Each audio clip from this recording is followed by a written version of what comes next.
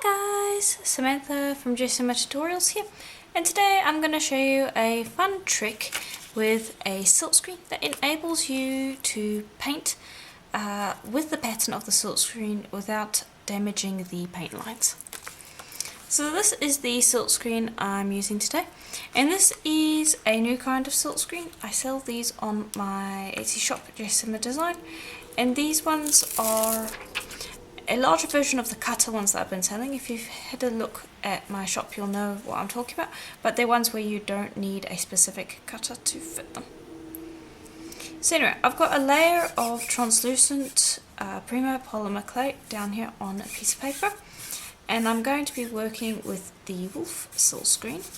So I'm just laying that down, and then you can use any colour paint you want, but today I'm going to be working with silver.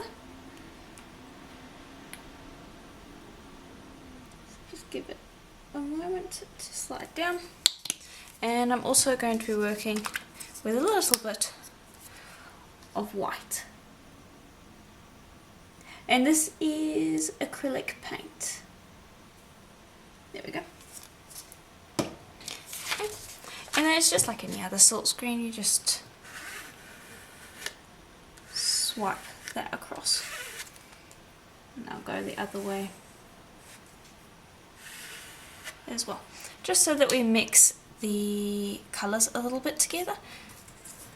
And then lift up your silkscreen, and I'm going to see if I can come from the other direction because I don't want it to stick to the translucent.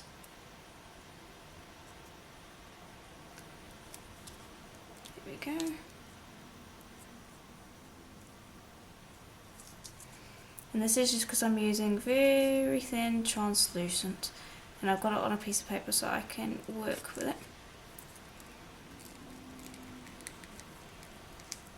There we go. And it did stick a little bit, but you can get that off very easily. It won't stick to the silkscreen. Then just go clean your silkscreen. Okay. Then you have to wait for that to dry. And then the trick is to just take that translucent and flip it over. And now the silkscreen pattern is going to be on the other side. You'll still be able to roughly see the pattern. I'm not sure how well the camera is going to be picking it up, but it means that you can now go and paint your pattern on there, and you're not going to end up accidentally smudging the paint lines, but also at the exact same time you'll be able to get a very specific pattern. So I'm going to be working with alcohol inks, and here are the colours that I am using. And just give them a shake before you use them. Now I'll be working with the purple first. And this is quite a saturated colour, but that's okay. Just use a paintbrush, and you can see there it's a really nice purple, and that's going to go down at the bottom here.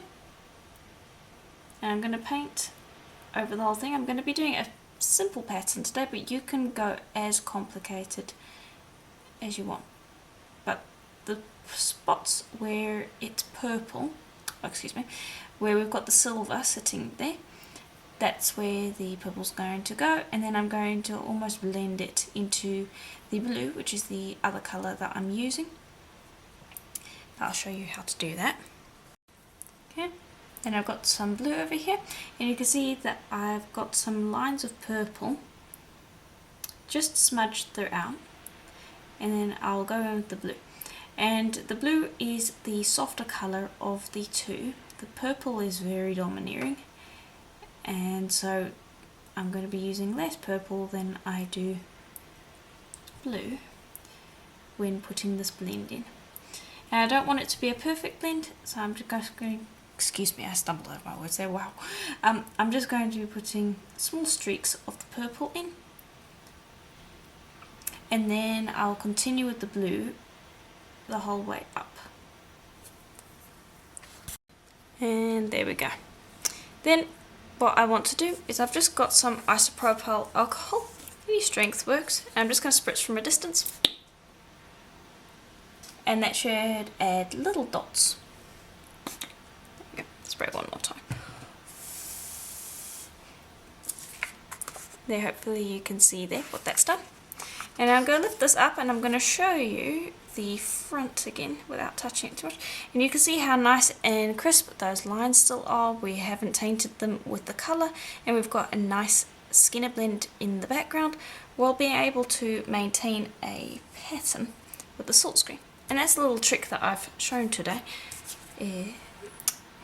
It's quite useful because I like using silkscreens, but they can be a little tricky if you want to do something a little more than just paint on plain colour. Then I'm going to be putting some silver leaf on the back here, and I'm not going to do that directly on here. That will end up creating a problem because the translucent is quite thin. So I've just got a piece of black. I'm going to put it on there and then pop that down onto our back. There we go. And you can use the paper that this leaf comes in to smooth it down, like so. If you like the video so far, please do consider leaving a like and subscribing. It really does help the channel out and is greatly appreciated. Okay, and I am going to be crackling this, so I just got it started there. And I'll also use a roller to just secure that.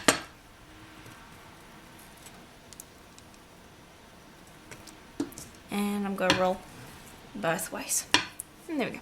And because the alcohol ink is translucent, we should be able to see, well, we will be able to see the metal leaf because it's translucent.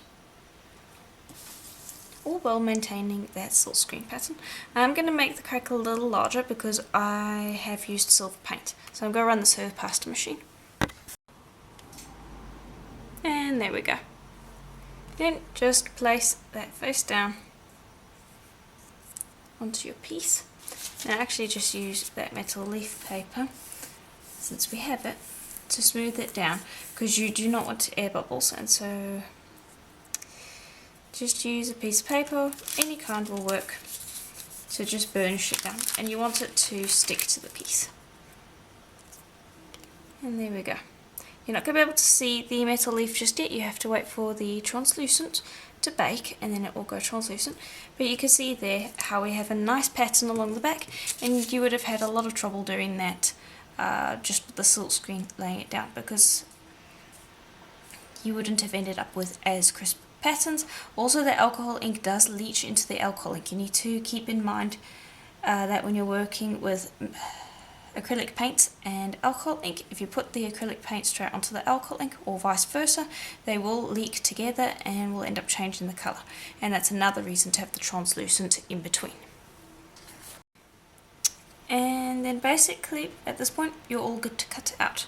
So I've just lined up the cutters, and I'll just be cutting out the hole first, and then I'm going to be using a rounded square to cut out the front. Okay. And I sell these plastic cutters on my Etsy store. If you're interested in that, there is a link in the description below. Now I know that there's a lot of leftovers here, you guys can use that for whatever you want, but I like keeping these leftovers for leftover techniques. I show a lot of those on the channel, and sometimes they actually turn out really nice, sometimes even better than the original piece, and that's why I have a lot of leftovers, because I like making those projects. If you don't want to do that, then of course don't use as much clay as I do. But yeah, that's why I do the leftovers. Now I'm just cutting again because I don't press hard enough on the side because we've got some clay. There we go, that's much better.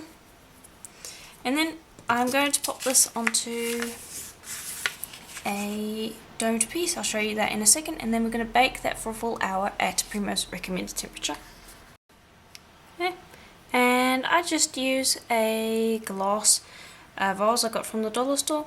Pop the piece on there and I bake it that way to get a dome. And you can use any shape you want that you find pleasing. This is the one that I'm using. Again, bake for an hour and we'll see how it looks.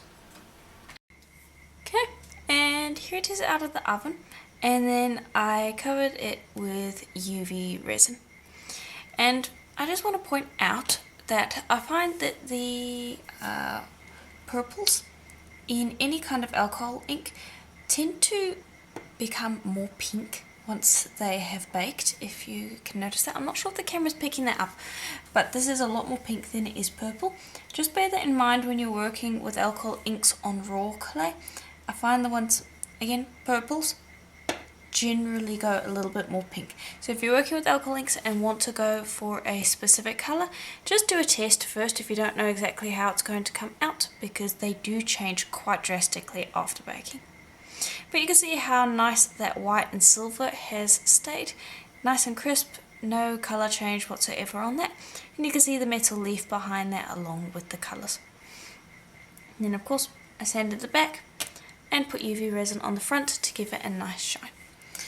If you enjoyed this tutorial, please do let me know in the comments below, and again, thank you for watching, and I'll see you in the next one. Bye for now.